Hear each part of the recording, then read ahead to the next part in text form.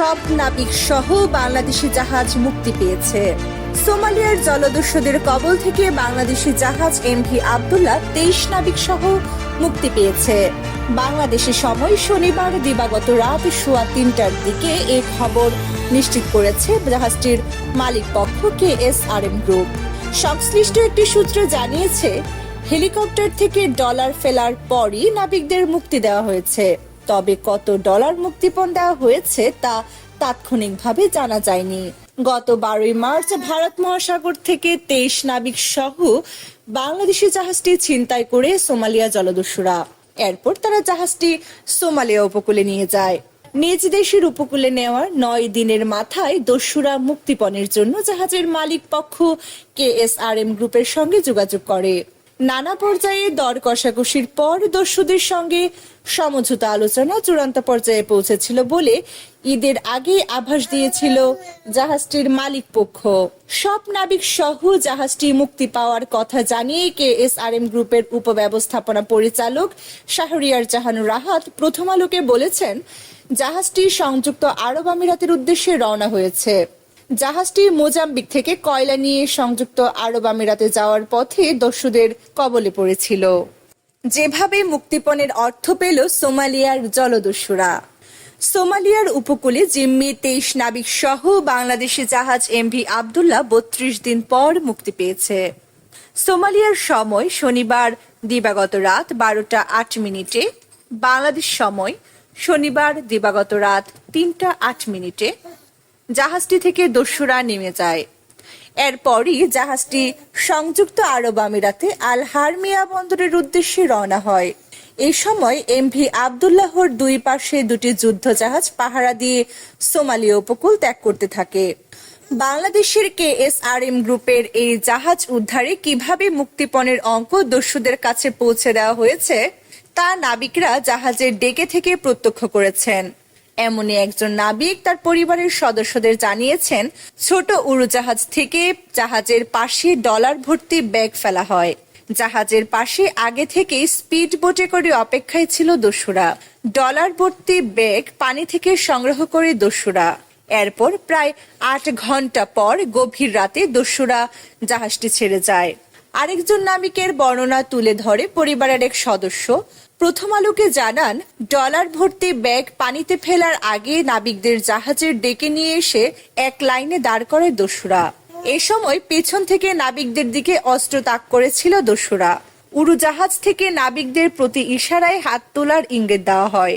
এরপর সব নাবিক হাত তুলেন, অর্থাৎ সব জীবিত আছেন এমন নিশ্চয়তা পাওয়ার পরই উড়োজাহাজ থেকে ডলার ফেলা হয়। তবে ব্যাগে কত ডলার ছিল তা নিয়ে মালিক পক্ষ কোনো কিছু জানায়নি। শনিবার বিকেলে মুক্তিপণের অর্থ পেলেও দস্যুরা তাৎক্ষণিকভাবে জাহাজ থেকে নেমে যায়নি। ধারণা করা হচ্ছে, জলস্থলে নজরদারি এড়াতেই গভীর রাতে দস্যুরা জাহাজ থেকে নেমে যায়। মুক্তিপণের অর্থ পরিশোধের সময় জিম্মি জাহাজটির অদূরে ছিল ইউরোপীয় ইউনিয়নের নৌবাহিনীর যুদ্ধ জাহাজ। আবার স্থলভাগে ছিল সোমালিয়ার পান্টল্যান্ড পুলিশের টহল।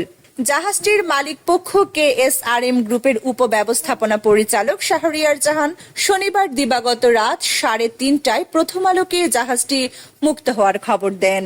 জাহাজের পাহারায় জাহাজটির সোমালিয়া উপকূল ত্যাগ করার কথা জানান তিনি।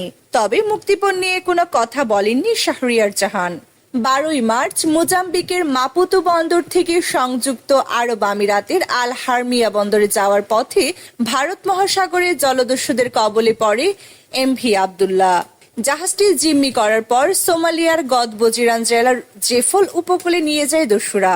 9 দিনের মাথায় দস্যুরা প্রথম মুক্তিপণের দাবি জানায়। প্রায় 2 সপ্তাহ দর কষাকষির পর মুক্তিপণের অঙ্ক চূড়ান্ত হয়। বাংলাদেশ মার্চেন্ট মেরিন অফিসার্স অ্যাসোসিয়েশনের সভাপতি ক্যাপ্টেন আনাম চৌধুরী প্রথম আলোকে বলেন, দর কষাকষির চূড়ান্ত হওয়ার পরই মুক্তিপণের অঙ্ক পৌঁছানোর প্রক্রিয়া শুরু হয়। দস্যুরা নগদ ডলার ছাড়া নাকি নাবিকদের মুক্তি দেয় না, সেজন্য উড়োজাহাজে করে নগদ ডলার পৌঁছে দিতে হয় জিম্মি জাহাজের পাশে। আফ্রিকা অঞ্চলে এরকম ছোট এয়ারক্রাফট পাওয়া যায় যেগুলো খুব নিচু এলাকা দিয়ে উঠতে পারে। মুক্তিপণ নিয়ে তীরে ফিরতেই গ্রেফতার 8 জলদস্যু।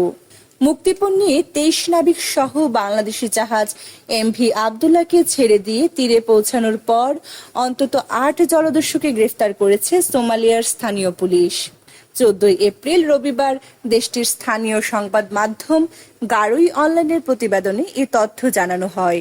পাঞ্চল্যান্ড পুলিশ ফোর্সের একজন উচ্চপদস্থ কর্মকর্তা বরাত দিয়ে প্রতিবেদনে বলা হয়েছে, ওই জলদস্যুদের সঙ্গে আল শাবাব জঙ্গি গোষ্ঠীর ঘনিষ্ঠ সম্পর্ক রয়েছে। তারা বাংলাদেশের পতাকাবাহী জাহাজ এমভি আবদুল্লাহর ছিনতাই করা জলদস্যু দলের 8 সদস্যকে গ্রেফতার করেছে। তবে অভিযানে জলদস্যুদের দেওয়া মুক্তিপণের টাকা উদ্ধার হয়েছে কিনা সে বিষয়টি স্পষ্ট করেননি তিনি। নাম প্রকাশে অনিচ্ছুক একজন পাঞ্চল্যান্ড পুলিশ কর্মকর্তা গারো অনলাইনকে বলেন, এভাবে মুক্তিপণ দিয়ে জাহাজ উদ্ধার চলতে থাকলে জলদস্যুরা আরও উৎসাহিত হবে। তবে পাঞ্চল্যান্ড পুলিশের ওয়েবসাইটে এ বিষয়ে এখনো কিছু জানানো হয়নি। এর আগে গত 17 মার্চ এমভি আবদুল্লাহ জাহাজ জিম্মি করার ঘটনায় জড়িত সন্দেহে 2 জনকে গ্রেপ্তার করার কথা জানিয়েছিল পুলিশের ওয়েবসাইটে।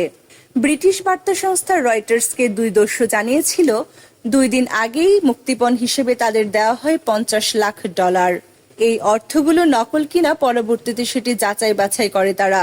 এরপর নিজেদের মধ্যে অর্থগুলো ভাগ করে তারা জাহাজ থেকে চলে যায়। গত 3 মাস ধরে ভারত মহাসাগরে সোমালি জলদস্যুদের তৎপরতা বৃদ্ধি পেয়েছে। এই দস্যুরা সশস্ত্র গোষ্ঠী আল শাবাবের সঙ্গে এক হয়ে কাজ করছে বলে জানিয়েছে সোমালিয়ার সরকার। দস্যুতা বন্ধ করতে জলদস্যুদের গ্রেপ্তার এবং তাদের বিচারের মুখোমুখি করা হচ্ছে। এদিকে সোমালিয়ার জলদস্যুদের কবল থেকে জিম্মি বাংলাদেশি জাহাজ এমভি আবদুল্লাহ এবং জাহাজে থাকা 23 নাবিক মুক্ত হয়েছেন। বাংলাদেশ সময় গতকাল শনিবার দিবাগত রাত 3:15টার দিকে জাহাজটি দস্যুমুক্ত হয়। মুক্তিপণের মাধ্যমে জাহাজ ও নাবিকরা মুক্ত হয়েছেন বলে জানিয়েছে মালিকপক্ষ। তবে কত টাকা মুক্তিপণ দেওয়া হয়েছে সেই বিষয়টি প্রকাশ করতে তারা রাজি হননি।